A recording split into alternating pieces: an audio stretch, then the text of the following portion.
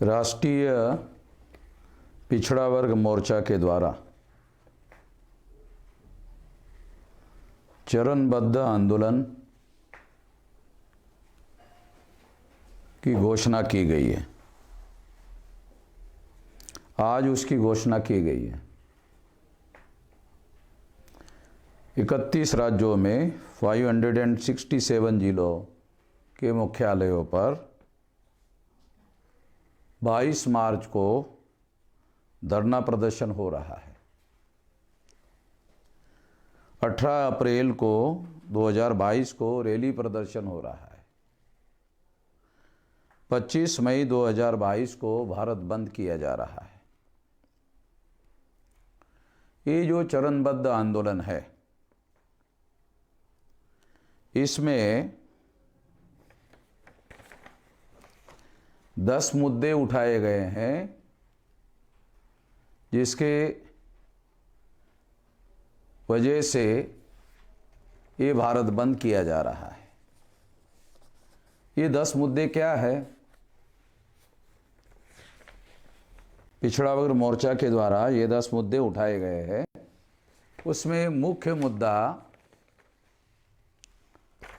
OBC की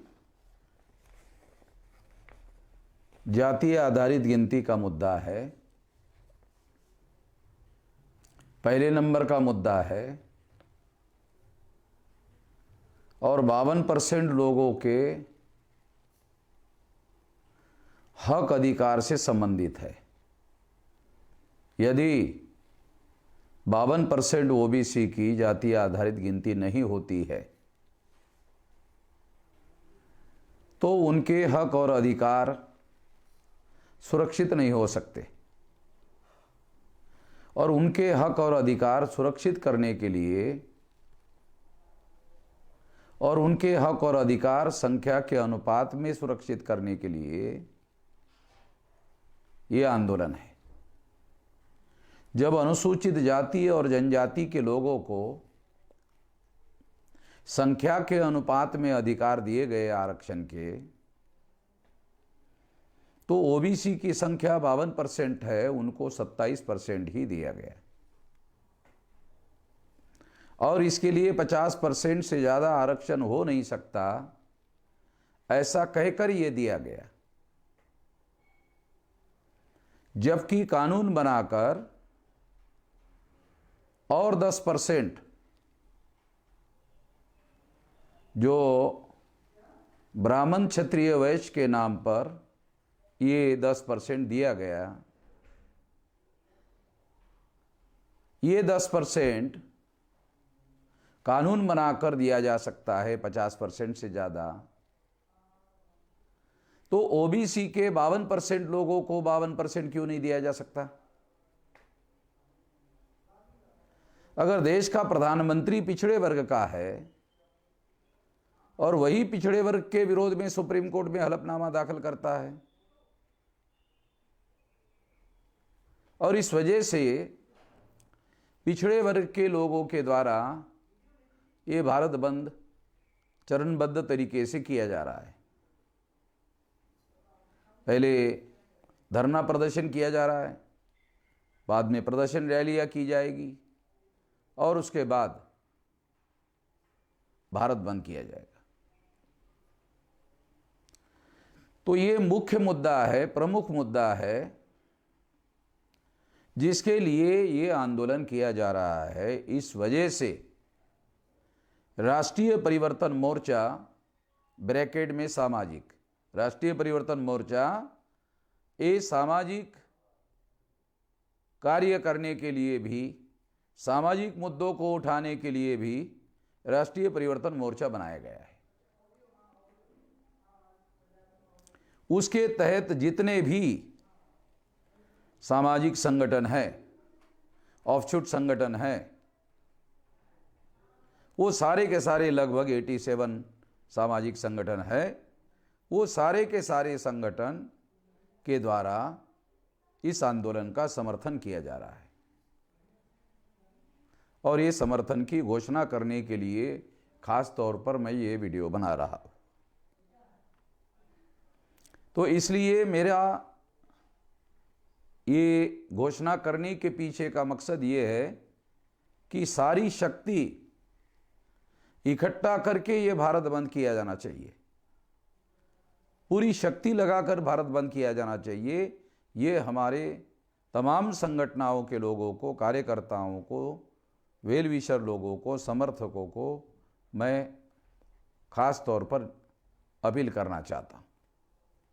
पहला मुद्दा तो ये है। दूसरा मुद्दा है ईवीएम घोटाले से संबंधित। अब कुछ लोग ऐसा कहते हैं कि अब तो ईवीएम को पेपर टेल मशीन लग गई है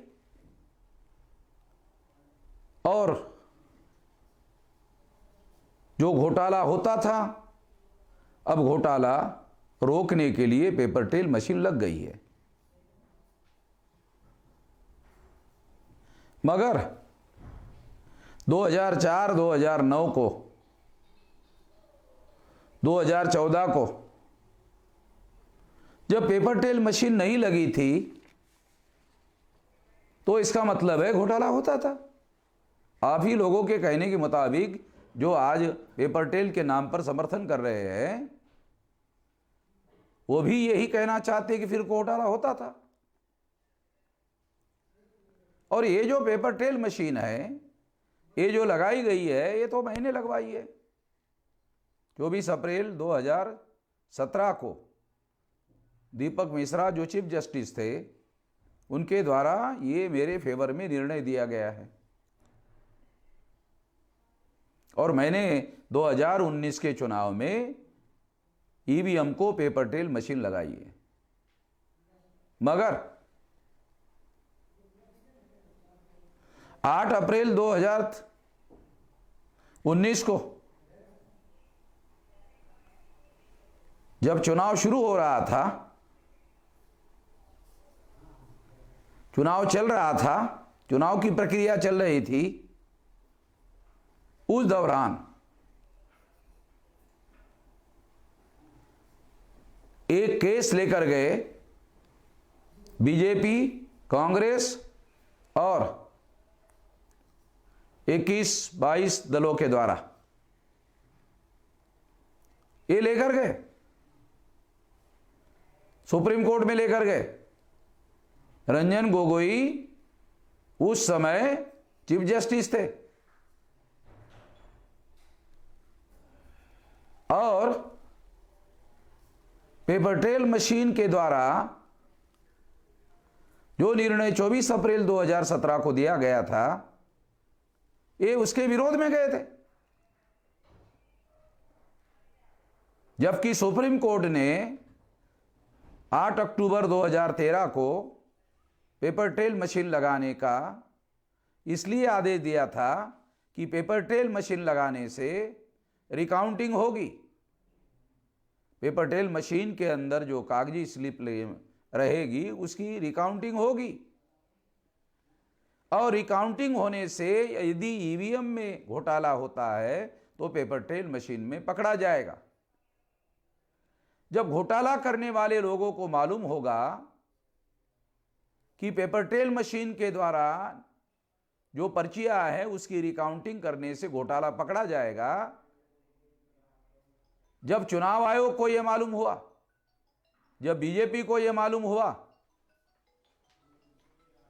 जब कांग्रेस को यह मालूम हुआ, तो वो लोग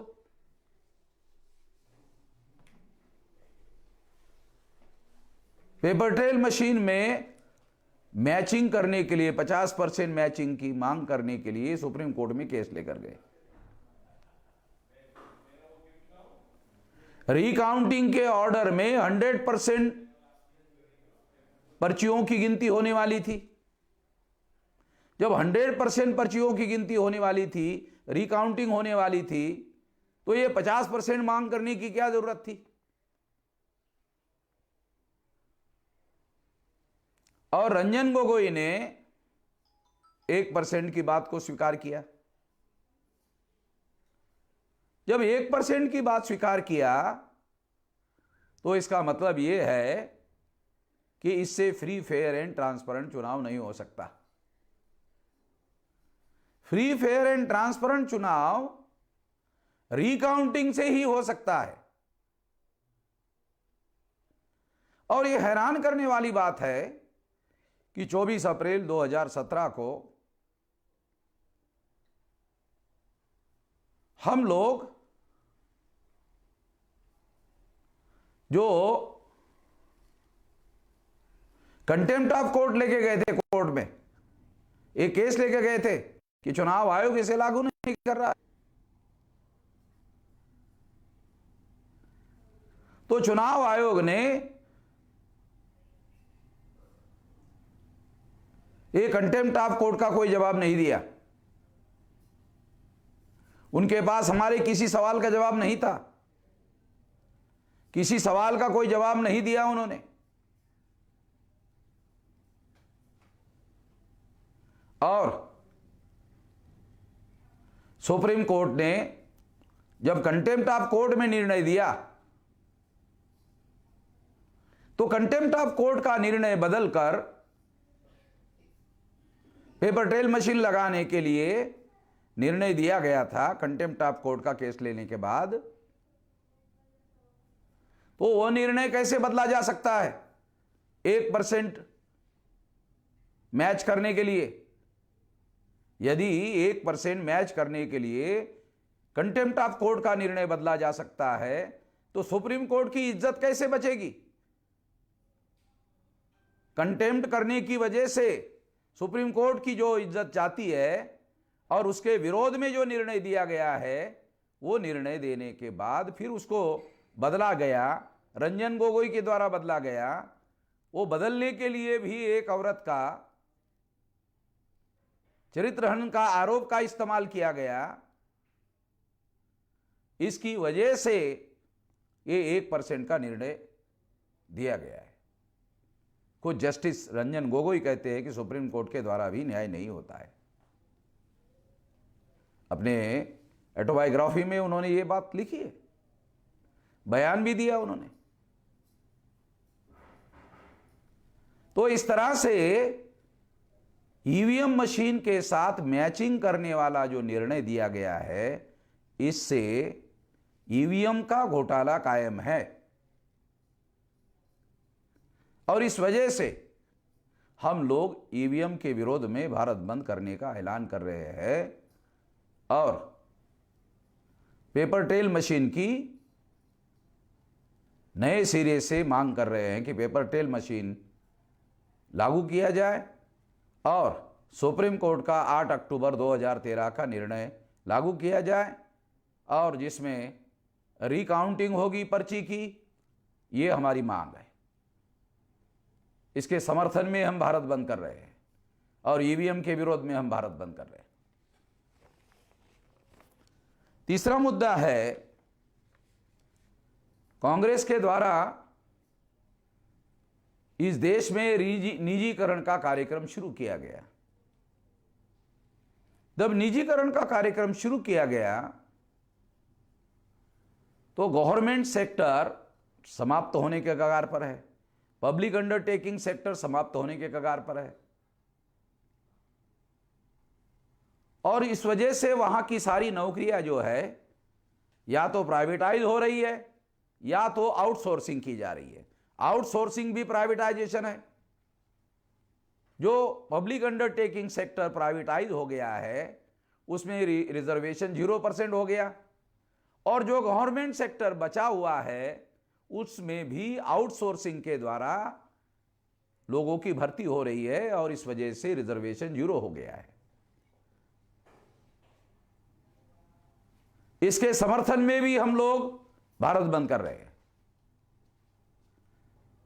रिजर्वेशन के समर्थन में, और ये जो प्राइवेटाइजेशन की पॉलिसी है, आउटसोर्सिंग की पॉलिसी है, इसके विरोध में हम लोग भारत बंद कर रहे हैं। ये हमारा तीसरा मुद्दा है। एमएसपी की गारंटी कानून बनाकर किसानों को दिया जाए। किसानों का खर्चा, जो उपज का खर्चा है, वो बढ़ गया है, मगर मार्केट में जो लागत खर्चा आता है किसानों को, उत्पादन करने का जो लागत खर्चा आता है, उतना खर्चा भी किसानों को नहीं मिल रहा है। इसलिए केंद्र सरकार ने जब ये कानून पीछे लिए उस समय आश्वासन दिया, मगर इस आश्वासन का उन्होंने पालन नहीं किया। इस आश्वासन का सरकार ने पालन नहीं किया, तो इसलिए एमएसपी कानून बनाकर देने के लिए हमारी मांग है, और इसके समर्थन में और सरकार के विरोध में, एमएसपी ना देने के विरोध में हम लोग ये भारत बंद कर रहे हैं। एनआरसी, एनपीआर और सीए के विरोध में असम में यह सिद्ध हो गया कि ये जो कानून है, ये कानून एससी, एसटी, ओबीसी के 75% विरोध में है और 25% मुसलमानों के विरोध में है। तो नाम मुसलमानों का लेते हैं, नाम बांग्लादेशी घुसपैठियों का देते हैं, और एससी, एसटी, ओबीसी के लोगों को नागरिकता के अधिकार से वंचित करते हैं, ताकि उनकी जमीन जायदाद और संपत्ति सारी की सारी हड़प की जा सके। उनको नागरिकता के अधिकार से, उनको वोट के अधिकार से वंचित करने का षड्यंत्र किया जा रहा है। इसके लिए हम लोग भारत बंद कर रहे हैं, और ये जो भारत बंद है, इसके विरोध में ये अभी मामला पूरी तरह से सेटल नहीं हुआ। सरकार रूल बनाकर इसे दोबारा लागू करने की कोशिश कर रही है। मैं सरकार को चेतावनी देता हूं कि केवल एक मुद्दे पर हम लोग आने वाले समय में भारत बंद कर सकते हैं, और देशव्यापी जेल भरो आंदोलन भी शुरू कर सकते हैं भविष्य में। तो इसके लिए अभी हम लोग भारत बंद, इस मुद्दे पर भी भारत बंद करेंगे, और भारत बंद का जो आंदोलन राष्ट्रीय पिछड़ा वर्ग मोर्चा के द्वारा किया जा रहा है, उसका हम समर्थन करेंगे। 6 नंबर का मुद्दा, पुरानी पेंशन स्कीम बहाल किया जाए। सरकार के द्वारा पुरानी पेंशन स्कीम रद्द कर दी गई, और जो नई स्कीम लागू कर दी गई, उसमें सरकार ने किसी प्रकार की कोई गारंटी नहीं दी। इस वजह से जो लोग अपनी जिंदगी के 30 और 35, 40 साल सरकार की सेवा करने में लगाते हैं, बुढ़ापे में उनको बेसहारा छोड़ दिया गया है। इसलिए ये पुरानी पेंशन जो है लागू करना बहुत ज़्यादा अनिवार्य है, और इसके समर्थन में और सरकार के विरोध में हम लोग ये भारत बंद कर रहे हैं। 7 नंबर का मुद्दा, मध्य प्रदेश और ओडिशा, उसके साथ साथ महाराष्ट्र में पंचायतों के चुनाव में ओबीसी को आरक्षण में सेपरेट इलेक्टोरेट दिया जाए, सेपरेट इलेक्टोरेट लागू किया जाए। इस तरह से ये मांग करने के पीछे शेड्यूल कास्ट और शेड्यूल ट्राइब को जो ज्वाइंट इलेक्टोरेट 24 सितंबर 1932 को पूना पैक्ट के द्वारा लागू किया गया, पूना पैक्ट से शेड्यूल कास्ट और शेड्यूल ट्राइब में दलाल और भड़वे पैदा हुए, ऐसा बाबा साहब आम्बेडकर कहते हैं। उसी तरह का ओबीसी को अगर मान लो ज्वाइंट इलेक्टोरेट लागू किया जाता है, तो उनके अंदर भी दलाल और भड़वे पैदा हो जाएंगे। उनको प्रतिनिधित्व का अधिकार मिलने के बजाय उनके अंदर दलाल भड़वे पैदा हो जाएंगे। इसलिए ओबीसी के लोगों को पंचायतों में सेपरेट इलेक्टोरेट दिया जाए, ताकि उनको प्रतिनिधित्व का अधिकार मिल सके। ये मुद्दा भी राष्ट्रीय पिछड़े वर्ग मोर्चा के द्वारा उठाया गया है, हम इसका भी समर्थन करते हैं। 8 नंबर का मुद्दा, विकास के नाम पर, पर्यावरण संरक्षण के नाम पर एवं जानवरों के संरक्षण के नाम पर आदिवासियों को उनके जल, जंगल और जमीन से विस्थापित करने का जो षड्यंत्र चल रहा है, जिससे आदिवासियों को पूरी तरह से बर्बाद करने का कार्यक्रम बनाया जा रहा है, उसके विरोध में भी ये आंदोलन किया जा रहा है। सरकार के विरोध में और उनके हक, आदिवासियों के हक और अधिकार के समर्थन में ये भारत बंद किया जा रहा है। हम इसका समर्थन करते हैं। 9 नंबर, लॉकडाउन में चुपके से मजदूरों के खिलाफ श्रम कानून बनाए गए हैं। ये श्रम कानून उद्योगपतियों के फेवर में है। वो इतना ज़्यादा फेवर में है कि 2 साल पहले कोविड काल में उद्योगपतियों की संपदा 23 लाख करोड़ थी, अब वो 53 लाख करोड़ हो गई है। इतना ज़्यादा फायदा हो रहा है उनको। तो ये श्रम कानून भी ये फायदा पहुंचाने में बहुत बड़ा रोल है। तो इसलिए श्रमिकों के समर्थन में और कानून बनाने के विरोध में ये भारत बंद किया जा रहा है, इसलिए इसका भी हम समर्थन करते हैं। 10 नंबर का मुद्दा है जबरदस्ती का दबाव डालकर वैक्सीनेशन करने के विरोध में। हम लोग वैक्सीनेशन अगर कोई नागरिक स्वेच्छा से करना चाहता है उसके समर्थन में है, मगर लोगों को जबरदस्ती करके वैक्सीनेशन करवाने का जो कार्यक्रम चल रहा है, हम इसके विरोध में हैं। जबरदस्ती नहीं होनी चाहिए।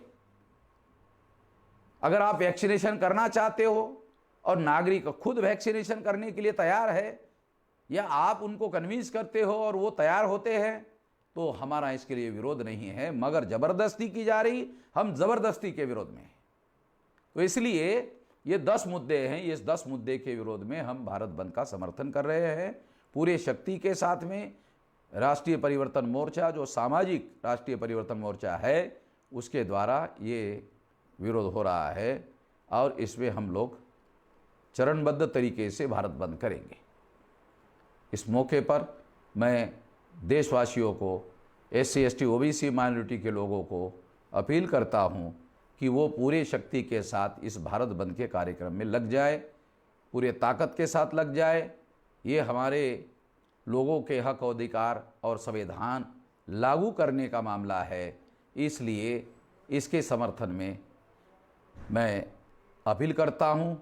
और बाहर में जो SC ST OBC और माइनॉरिटी के जो और संगठन, सामाजिक संगठन है, जो छोटे मोटे मध्यम सामाजिक संगठन हैं, उन सभी संगठनकर्ताओं को भी अपील करता हूं कि वो इस भारत बंद के कार्यक्रम में सहभागी हो। धन्यवाद।